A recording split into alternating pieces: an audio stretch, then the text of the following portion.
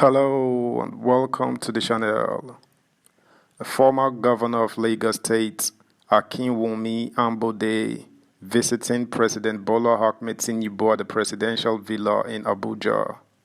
The meeting comes after the president met with Ambode at the state reception organized for him by Lagos State Governor Babajide Sanwo-Olu on June 29 at the State House. Tinubu publicly acknowledged Ambode's presence, saying, "I am glad to see Ambode. Thank you, Hakim," during the meeting. The meeting is believed to be the final reconciliation between both men after they reportedly fell out over Ambode's inability to get a second-term ticket in 2019. It was gathered that Tinubu is reportedly considering Ambode for an appointment in his government, with the Friday meeting believed to be an avenue to conclude discussions on that. Recall that the return of Ambode to the mainstream of Lagos politics and to the Tinubu political empire began with Sanwo-Olu's visit to his predecessor's home to celebrate his 60th birthday on June 14. Ambode, who was then Lagos governor, lost the ticket of the All Progressives Congress to Sanwo-Olu in a direct primary election conducted across the state. While Tinubu publicly insisted he had nothing against Ambode, as the decision to remove him was that of the party members, it was said that the then governor's failure to get the ticket of the APC was a result of his falling out with his erstwhile mentor and political godfather. Meanwhile, President Bola Ahmed Tinubu has constituted a special committee headed by the Chief of Staff, Honorable Gbajabiamila, tasked with the responsibility to replace affected board appointments. The committee was set up days after the federal government dissolved all boards and parastatals.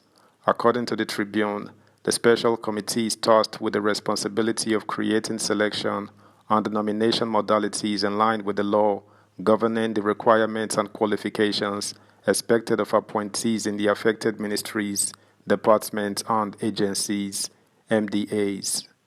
A source within the presidency said, Tinubu demands thoroughness in understanding the agencies whose establishment act mandates federal character representation or specified educational and technical expertise. Members of the special committee who will be working alongside the Chief of Staff are Secretary to the Government of the Federation, Senator George Akume, Special Advisor to the President on Political and International Affairs, Malam Yau Darazo, and some legal and private sector experts as members. Subscribe, like, share, and comment. Thank you.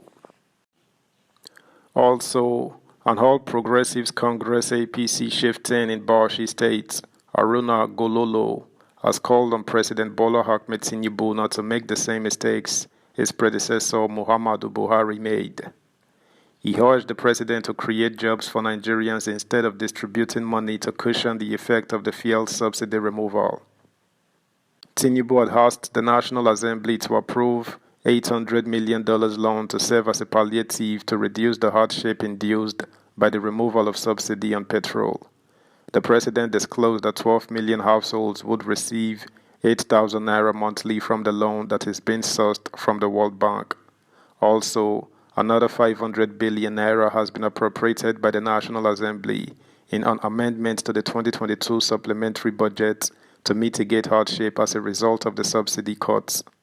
Reacting in a statement to journalists on Friday, the APC chieftain warned the president against carrying out a scheme familiar to the Koro palliatives, stressing that Nigerians are still questioning how Koro relief packages were disbursed to citizens.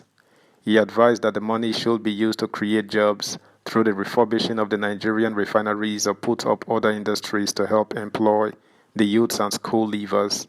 According to him, the funds could also be invested in infrastructure like transportation that would ease the burden of transportation on Nigerians. He said, "Yes, palliative is a good thing, and I welcome it. At least it would cushion the effects of fuel subsidy removal. But Tinubu should beware of the banana peel that is about to consume one of Buhari's ministers, the Ministers of Humanitarian Affairs. Many Nigerians still call for a head over the diverted Koro palliative funds Many are still calling for the head of former Vice President Yemi Osinbajo over the 5,000 naira promised to be given to the aged men and women. What about the school feeding program? And so on. In other news, renowned Kaduna-based Islamic scholar Sheikh Ahmad Gumi has asked President Bola Tinubu to go after those who stole public funds under the administration of the immediate past president, Muhammadu Buhari, to recover the money and use it to run his government. The controversial cleric said during a recent interview that Nigeria is broke at the moment and Tinubu should stop taxing the citizens to fund his administration. According to Gumi, Buhari failed in his fight against corruption because he refused to take seriously alternatives that were proposed to him. Instead, he continued using the institution of fighting corruption to hound and blackmail opponents. So, his corruption war failed, the Islamic cleric said. So, Tinubu should have the courage not only to deal with anyone found to be corrupt, but also bring back all those who have enriched themselves in the past government to vomit what they have stolen. They have to vomit what they have eaten. Nigeria is broke now, and instead of taxing common Nigerians to raise funds to run the government, let the stolen money be returned and mete out appropriate punishment on them. If he can do this, I will support him 100%, Sheikh Gumi said. Gumi said this while speaking on his relationship with bandits and other happenings in Nigeria. When asked to speak on the speculations that peace talks have started again with bandits rising in the northern part of the country, Sheikh Gumi said, I heard that there were some contacts made with the bandits, but I am not part of it. The cleric, who reiterated his preference for negotiation with the bandits instead of military action, said, You cannot rule out the role of the military. In fact, even if you are negotiating, you will not be doing that from the standpoint of weakness. So, the military has a great role to play, but the military alone cannot do it because this is a social political issue, and the military does not solve political problems. That's the news, guys. Thanks for listening.